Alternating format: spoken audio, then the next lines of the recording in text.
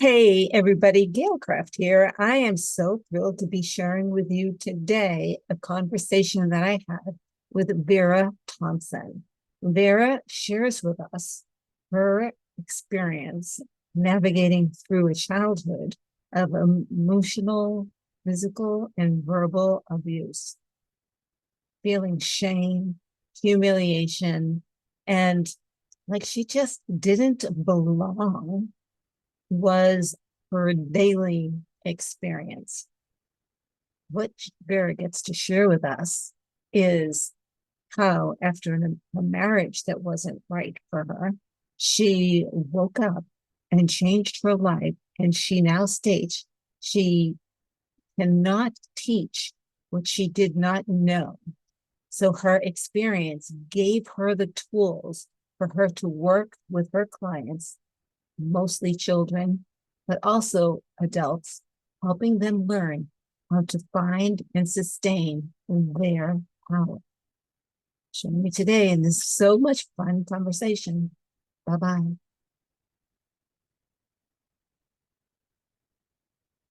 You're listening to the Empowering Process podcast with your host, Gail Craft. Listen as she holds frank discussions around how your purpose, being present, and trusting your power impacts your life. Whether you're an entrepreneur, leader, or developing your vision, you'll find wisdom and insights you can utilize right now. Welcome your host, Gail Craft.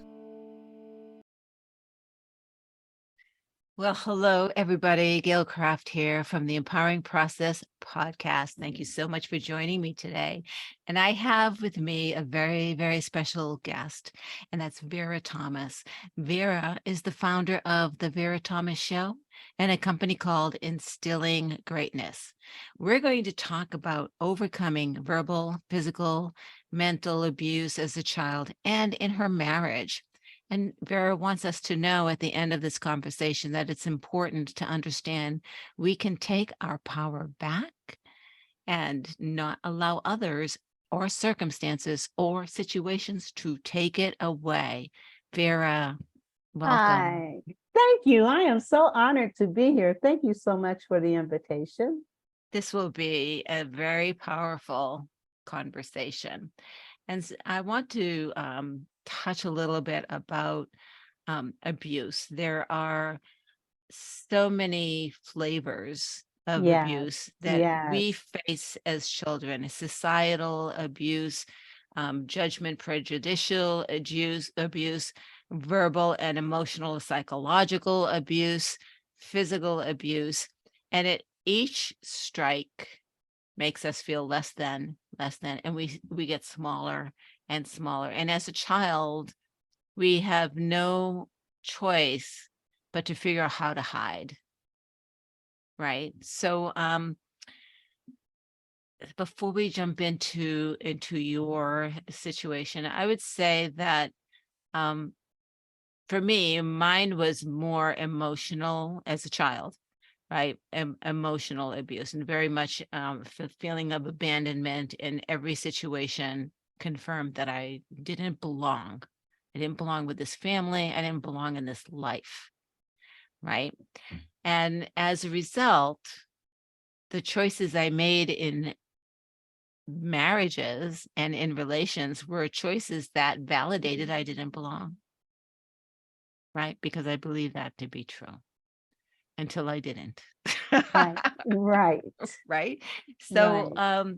so what are some of the things that you can share with the reader, the listeners, and myself about the types of abuse that you had to deal with as a child and the choices you made because of that, and then you woke up? That's a good question. First of all, I always felt like the black sheep of my family because I was treated differently than my other siblings and didn't understand why. I was ridiculed, belittled, called things like you're stupid, you're dumb, you're fat, you're ugly, you're nothing, you'll never be anything. And not only by my peers, but also by adults. And I remember walking behind a group of guys one day, and they didn't know I was behind them. And one of them said to the other, man, did you know Vera liked you? And he said, that big, fat, ugly girl. Oh, tears just ran down my Oh. face. I ran home to my mom. I was like, nobody likes me. Everybody thinks I'm fat and I'm ugly. And my mother, she told me the story about the ugly duckling. Now, at the time that she told me the story, it made me feel better. But then years later, I thought about it and it's like, gee, my mom thinks I'm ugly too. No, she No, just she, felt that you were right, different. You were right, different, right? right, and right. And so, but then I experienced so much verbal and even physical abuse by my stepfather. And I remember asking my mom, it's like, why does he treat me this way? You know, why? What's wrong with me? You know, and I also became very shy and inward. I was afraid to say anything because I didn't know how what I said would be reacted or responded to. I remember my brother, there was something about water in the tub or something. And and I call him Dad. He he accused my brother of doing something that he did not do. And so I said, not at the time I was 13, I'll never forget. I said, he didn't do that. And my dad picked up a broom and literally chased me out of the house. I ran out of the house with one shoe on and one shoe off. Fortunately, my grandmother, she lived in the back. She had a house in back of us.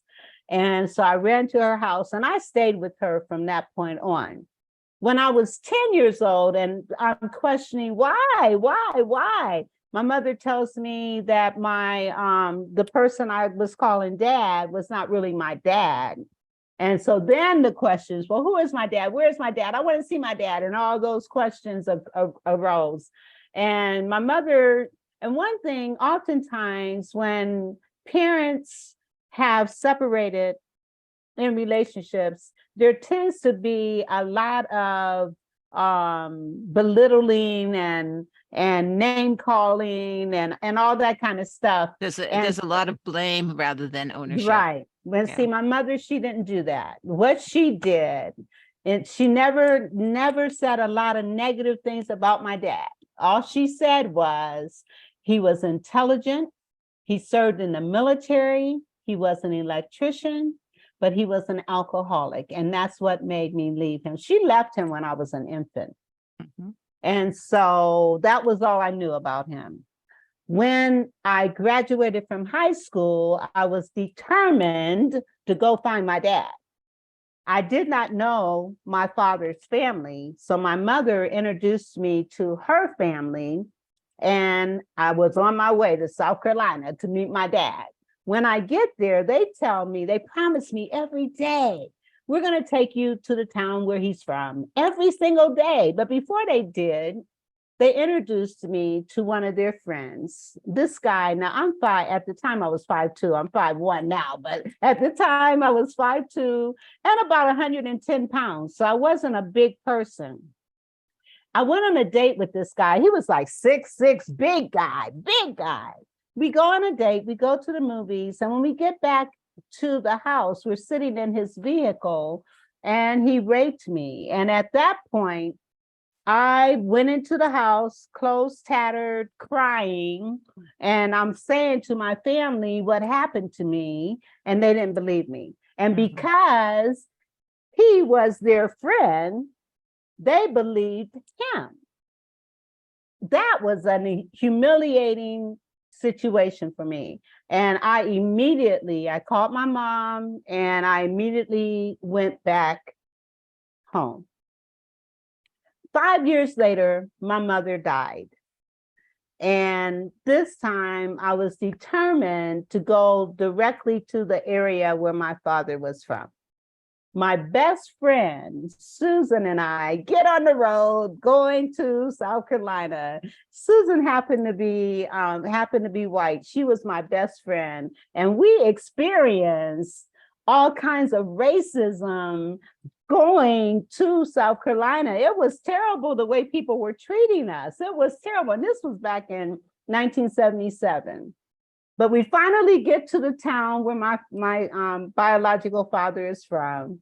And the first place we go to is a little store, and we asked, do you know the Thomases and all this stuff? And they said, oh, yeah. And they directed us to the area where they were from now.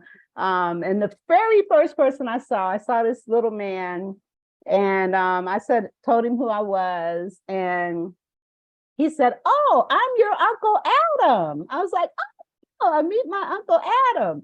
And then he says, your grandmother, she's right down the road. Let me give you these bikes and you guys can ride these bikes down to her house.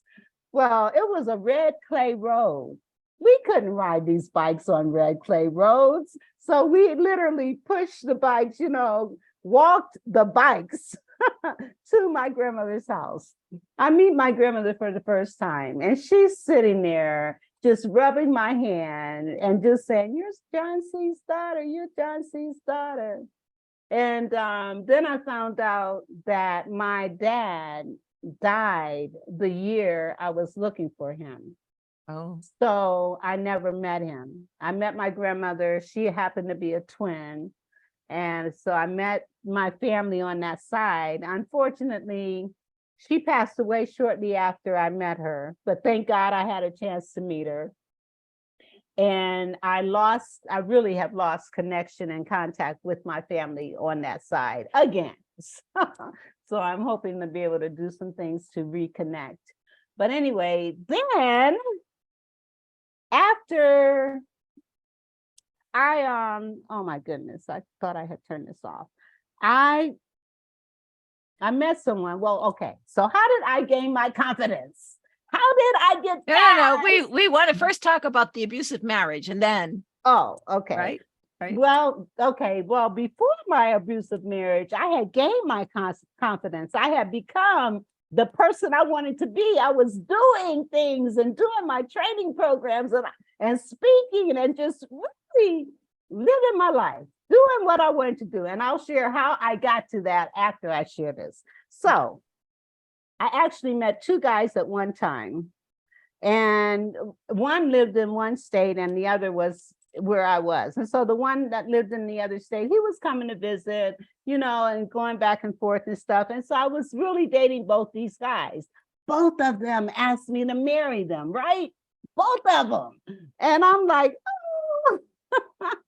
The one that I married, I really had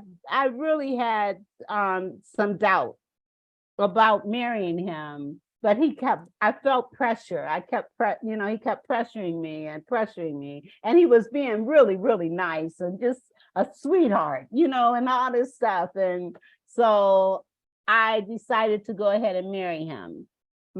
There were two issues. One, I should not have married him as quickly as I did. We had only been dating a few months. Two, the day I got married, I had 10 bridesmaids. And the day I got married, I'm standing at the altar and I am clearly hearing a voice that said, you should not be doing this. I heard a voice saying, divorces are easy these days. Well, no, I heard you should not Right. be doing this. But the church is full of people. Right. We wrote all the music for our wedding. We had the sounds of birds chirping from the ceiling. We had done all this stuff to prepare for this wedding. It was spectacular given that we didn't really have any money. But anyway, I heard that voice and I ignored it. Shortly after getting married, he became rather abusive, verbally. And he was the type of person, he was a passive aggressive personality type. So he was the type of person that would be rather reserved and quiet, and you would not know what he was thinking, or how he was relating or reacting or relating to situations. And then the least little thing would cause him to explode. But it's because he had built up all this other stuff from other things happening and not expressing. Right. Communications is so important. If you can talk about it, you can handle it. But if you're bottling stuff up and keeping things inside and then exploding after the fact, that's not good. And I remember one altercation that we had, and his mother, she comes to the house and she says to me, "Why do you provoke him? Why do you make him do these things?" First of all, nobody can make you do anything without your permission. That was one of the things that I learned as I was developing my personal development and growth. And the second thing is, we have no control over other people. We can only relate, react, and respond to ourselves. We cannot make anybody do anything.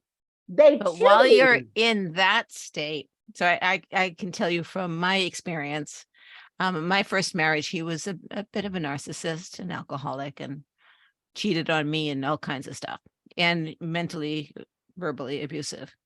And I felt shame and guilt Of course. because I was not able to make this man happy. Right. Right. And see, in this case, my ex-husband, he was not drinking. He was not really a heavy drinker. His problem later we found out. Well, anyway, before I even share that, and then his mother says to me, "I have several holes in my walls where he has gotten angry and punched the wall." And and then she says, "I have 8 broken places in my nose from my ex-husband abusing me." So that's told me a couple things. One, he grew up in that type of environment. 2, had I known that he was that way, there is no way I would have married him. Right. He's a little bit volatile. Yeah. Yes, there's no way I would have never married him. I didn't, even though I grew up being abused in certain ways, I still, that kind of stuff was still kind of foreign to me. You know what I'm saying? To that extent. And so, but I stayed with him for 3 years. Right after, about a year after we were married, I got pregnant. Mm-hmm. And because, of an incident where he was physical with me, I lost my first child. Then he had an opportunity to go to California to be a part of a band because he was a musician. And rather than say, "Go, bye, see you later," I said, "You're not going without me." So I went with him because we were married, right? So I go with him. And while there, after we got there, the band, which was a pretty famous band, they disbanded and became another band. And that band decided that they did not want my ex-husband. And so we had made this trip to California. He went into a state of depression, would not work. So it fell on me to take care of us, which I did. I worked. Then I got pregnant again. And it's interesting because my baby's due date was the exact same due date as my first child, which him and I looked at each other with our mouths dropped. It's like, oh my God. This child was meant to be born. Right. This child was meant to be born. And even though he was not born on that date, he was premature, but the fact that it was that date. Yes. And I must say, my son was meant to be born. He's an awesome young man. But anyway, what made me leave my ex-husband, when my son was 3 months old, my ex-husband attacked me in front of him. In fact, And people don't understand spousal rape and stuff like that, but it does exist. And so he raped me. I immediately, and the way, we had, let me preface and back up for a minute. When I got pregnant, 4 months after my pregnancy, my ex-husband decided he did not want to have anything more to do with me physically. And of course, infidelity was running rampant in our relationship. When I had gone and had my 3-month checkup after my son was born, and the doctor had given us the okay to continue or to pursue marital involvement, I was sitting on the bed and I said to him, "This is abnormal. We haven't had anything to do with each other since I was 4 months pregnant. This is abnormal." He got up, he grabbed me, he started shaking me. And it's like, "You want it? You want it? You want it now?" Like that. And he attacked me. At that point, I called my friend that lived in San Diego, even thinking about it now, and this happened 40 years ago. Thinking about it now, it still, has some residual impact. But I called one of my friends that lived in San Diego, and she came and got me and my son immediately. I mean, it was about a 3 to 4 hour drive. Oh, yes, I know. It's a 3-hour drive. Yeah. But she In good traffic. She came and got me and my son. We stayed in San Diego for over a month. When I came back, that's when I told him I was done. But it took me a couple months to get it together to make the leave. I made the mistake of giving him an exact date as to when I would be leaving. And he made that time in between a living hell. Mm-hmm. But I left him when my son was 6 months old.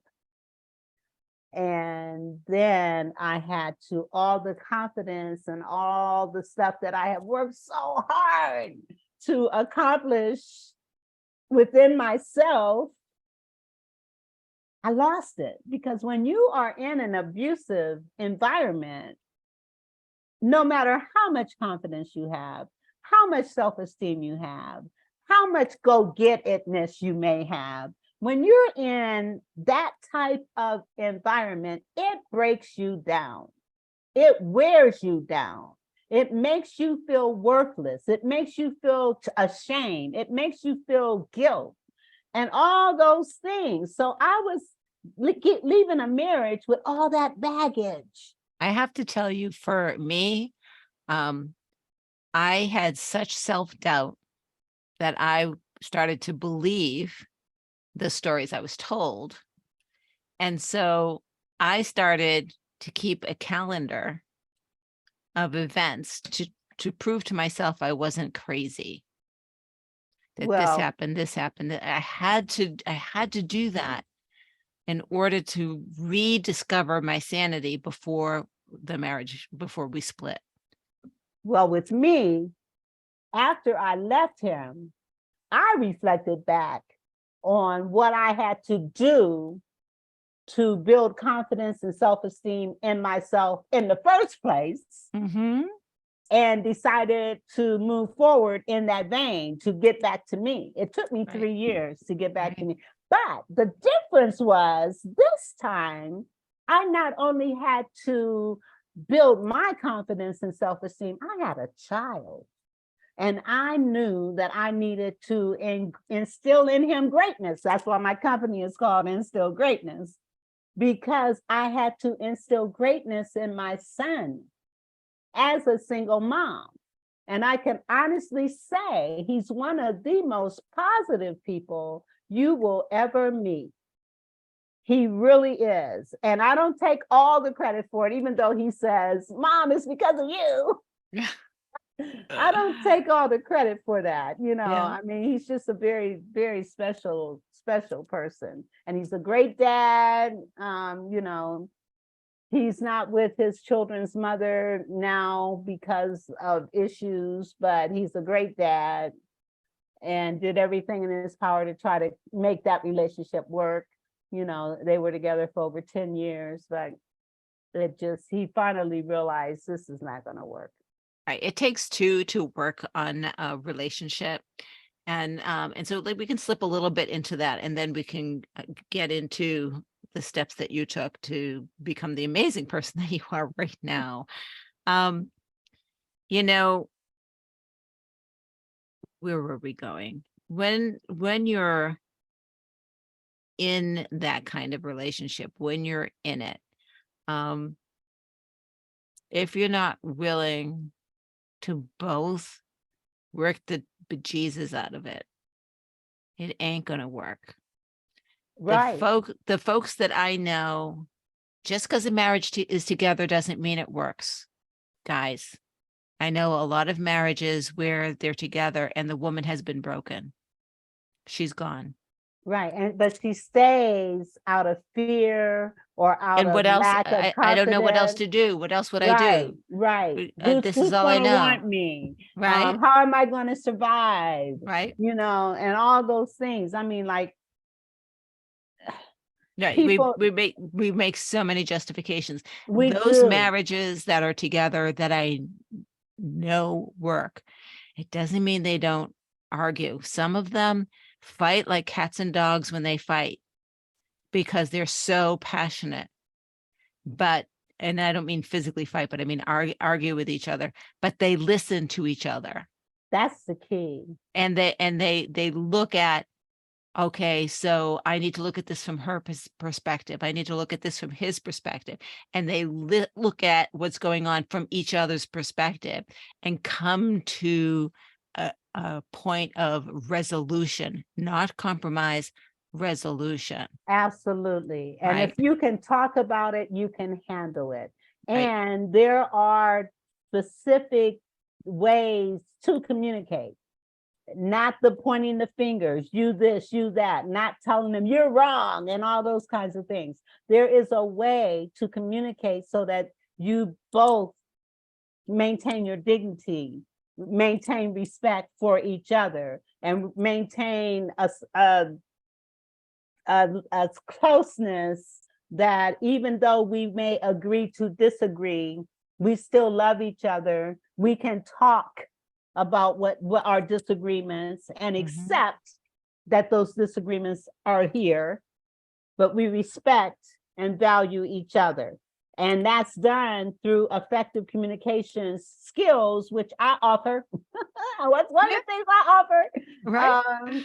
To look at, you know, how am I communicating? Not only how am I communicating with my spouse, but how am I communicating with my children? How am I communicating with myself? Thank you. That's where it begins. That is where it begins. So what am I saying to myself that's either uplifting, encouraging, inspiring? Because sometimes we have to encourage ourselves. Sometimes that's all we have is the ability to encourage ourselves. And I do so through poetry. I write poetry, and that allows me to encourage myself. And then I try to encourage others. And I have to tell you, find your outlet, folks. Find your outlet. I did poetry when I left my first marriage, which was the abusive one for sure. I wrote a lot of poetry to the point where I joined a poetry workshop with a bunch of poets, because some of it was like, whoa, I wrote that. That's pretty cool. Yeah. Right. But it was a way for me to express myself and it was important to me that it was creative, that my expression wasn't just dumping stuff on a paper. Right. For me, it needed to be creative. Right. And purge. And for those things that I wrote that were toxic, I burned. Excellent. But right. You had to get it out. Right. You know, right. You had to get it out. One of my speeches is called See Your Window, See Your Life. And it's based on a poem that I wrote at a time when I thought I was already there. And yet it was a point in time when I realized, okay, Vera, you need to get back to that again. You want to hear it? Absolutely. Okay. I usually start by asking the question, if I were to say to you, close your eyes and tell me how many windows you have in any room in your house, any room, with your eyes opened, you can see those windows, right? Right. But then I ask, if you can see the windows with your eyes open, let me know. If you can see them with your eyes closed, let me know. If you Yep, can either way. see them either way, let me know. The bottom line is, if you can see your windows, you can see your life. See the windows in any room with eyes open wide or shut tight. See the quality of your living by what you do or say. Do you see happiness or gloom in the life you live today? Are the clouds of despair the only thing you see? Do you wonder, who cares to come and rescue me? If you can see your windows, you can see your life. You can change clouds to sunshine by doing what you feel is right. See the rainbows in your life, fleeting moments in your day. See the beauty you can find in what you do or say. We are what we think about every day. We live by faith, fear, or doubt. Believing life is but one way. We can think ourselves into happiness, misery, or pain by seeing what we stand to lose or seeing what we stand to gain. If you can see your windows, you can see your life. Awareness is the key. You have the control. You can see your life right. And then I ask, so how do you see your life right now? How do you want to see your life? What do you need to do to bridge that gap? If you are not sure, you need to see me so that I can help you. So that I can help you bridge that gap so that you can see the life you want to see versus the life that you do see. And some people have refused to see their life. Right. It's easier to hide from it. Absolutely. And those are called misconceived behaviors, which is another thing that I often I do a workshop on, as a matter of fact. And the kicker is there are 21 misconceived behaviors. Out of those 21 misconceived behaviors, almost every last one of them are a direct result of how we were raised as kids. And that's why the work that I do with parents and children, for me, is my purpose, it's my passion. I don't want any child to ever feel like I felt growing up. I don't want any parent to not know the best way to communicate with their child, because that is so key. It is so key. I remember doing a training with some kids at a school. And it's a 3-pronged program where the first session were with the kids. I did all the 3rd graders, all the 4th graders, and all the 5th graders. The second meeting was with their dads, and their dads actually came to the school, did vision boards with their children, and then went into my program, Instilling Greatness, that night. The third one was with mothers who came to the school. And there was a little boy in the session. His mother was not in his life. His father was in prison, and his older brother was actually his guardian. So as we're doing activities, this little boy says under his breath, "I can't stand to look at myself in the mirror." Oh, geez. And he said it so low, and I was like, "What did you say?" He said it louder. He said, "I said, I can't stand to look at myself in the mirror." And this was a cute little boy. And I mean, hearing him say that made me so emotional, even knowing now, to hear a child say that. And what the mothers that were there, they just rallied around him and told him how beautiful, what a handsome young man he was, and all these positive affirmations. But the beautiful thing was how his classmates rallied around him and showed him so much love. It was amazing, for him to get that kind of love. I'm getting emotional. I think that's fantastic. No, that is, and that's the passion in what you do. The passion in what you do, right?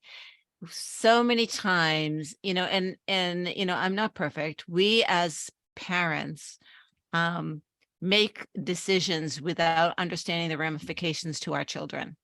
Absolutely. And children internalize everything. They think everything is their fault. Yeah. Right? Everything is their responsibility. If I was a better child, mommy and daddy wouldn't break up. I mean, my mom died when I was 3. You don't think that I felt it was my fault that she died? Right?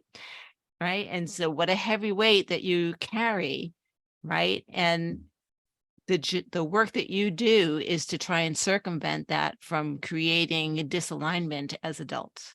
Absolutely. Right. Because we come into adulthood and into parenting with our own unresolved issues and our own baggage, and then it impacts on our kids. Right. And we don't recognize that there are things we need to do to make ourselves better. I remember, and when you've gone through an abusive situation, there is, without question or doubt, there is going to be a point in time when you are bitter. And I was there. As a matter of fact, I talk about, some of these misconceived behaviors. And of course, you can't teach what you don't know, and you can't give what you don't have. And and there was this time right after I left my ex-husband. And again, my son he's just a baby. And a friend of mine from my church came to visit me. And I was sitting on my pity pot, having my pity party when she walked in. When she came in, the first thing I said to her was, if it wasn't for him, if it wasn't for this, if it wasn't for that, my life wouldn't be this way. And she looked at me and she said, no, Vera, if it was not for you and the choices that you have made, your life wouldn't be this way. And of course, now that was, the blame game is one of those misconceived behaviors. And after she said that to me, I went into another misconceived behavior, which is defensiveness. How dare you tell me that this is my fault? There is no way that this is my fault, right? I actually had a friend to me. She was so honest. She said, Gail, I have to step back from being friends with you for a while because I know that you believe everything that has happened to me in my life is my fault. And I'm having a hard time accepting that responsibility. But at least she was told me, right? Right. Well, you know what? I had to really think about it. I had to remember that voice I heard when I was standing at that altar. You should not be doing this. And I had to think about all the experiences that I've had in my life and all the choices that I have made and the consequences of those choices.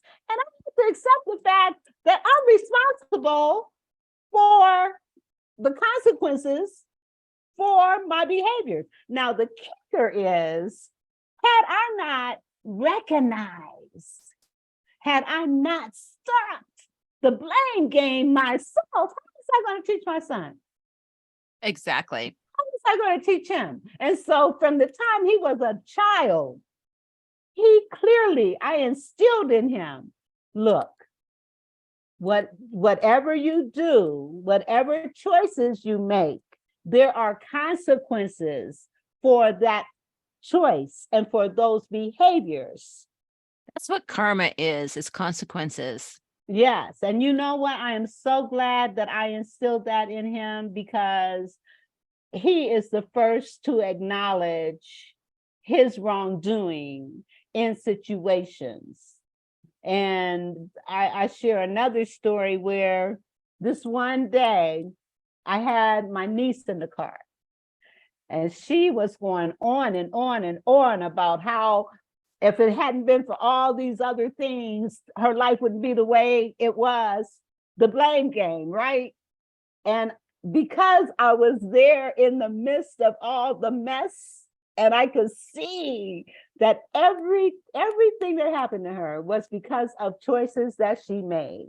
And you could see the choices that she was making them, and you could tell this is not good, okay? But anyway, so she's sitting in my car, and a situation had happened where she was going to be given something. And the first thing she said was, well, I should have had this before now. It's like, no, you know, and we talked about it. But as we're talking, my son calls me, and I have him on the speakerphone. And the first thing he said was, Mom, I really messed up and I got to fix it. That's the thing. You own it, and then you own the resolution. I wrote down, I want to share a story before we wrap up with my grandson. He's a teenager. And he and I were talking, and he made a comment. I made a comment about sometimes, life is not concrete. Don't think that if you make a choice at 18, that's it. Your life is stuck. Life changes, blah, blah, blah. And I said, sometimes we make bad choices. And so he said, like marrying my granddad, right? And I said, well, think about that for a minute, because if I didn't marry him, I wouldn't have had your mother. And if I didn't have your mother, I wouldn't have you. So how is that a bad choice? And he said, well, you're right. I said, no, it's a very good choice. And when it was over, I ended it. Yes. And with my, and I hear you, because if I was, first of all, I was 27 when I got married. I was 30 when I had my son. And and I had 3 doctors tell me I would never have children. I had surgery to have a child. Mm-hmm. If I had not gotten married, I would not have had a child, because I would not have had the surgery. Right. But I wouldn't have my son. He's my only child, and him and I are so close. And actually, to be honest, he was like even though I didn't see it that way, but I see it that way now because of the work that I do. But he was the guinea pig for me to do the work that I'm doing, because I had to do what I did with him. Well, what I did with him to help make him a positive, confident. He was your teacher. He was my teacher, and now I can help other people as a result of that experience. Right. Plus my education and all the other things. But that experience of having to raise him in a certain way to ensure that I never, ever, ever called him out of his name. No, and Never. nothing beats experience. Nothing. Absolutely. So Vera, I could talk to you forever. I love you. I love How you would people too. get in touch with you if they wanted to know more? They can contact me at bit.ly/Vera Thomas. That link is going to get you, and actually I have a couple of free gifts on that link. One is a poem called Children Are People Too. I wrote that when my son was 6 years old as a reminder to me as to how I need to be, and I share it with parents and teachers and grandparents. And so you can download that. I also have an ebook that I compiled of prayers, scriptures and affirmations for healing of the body, mind, and soul. So you can also download that. That's fantastic. You can also on that link, if you go to Instill Great Coaching, you can meet with me for a half an hour to determine whether or not I am the coach you want to work with. If you want to be on my show. Yes, which I have. Yes, you can. There's a link that says bookings for the Vera Thomas show. If you want to hit me up on social media, you can do that as well. Everything's in that link. Fantastic. And if you do connect with her on social media, do put in the notes that you saw her on this show so that she knows how you heard about her, right? Please do.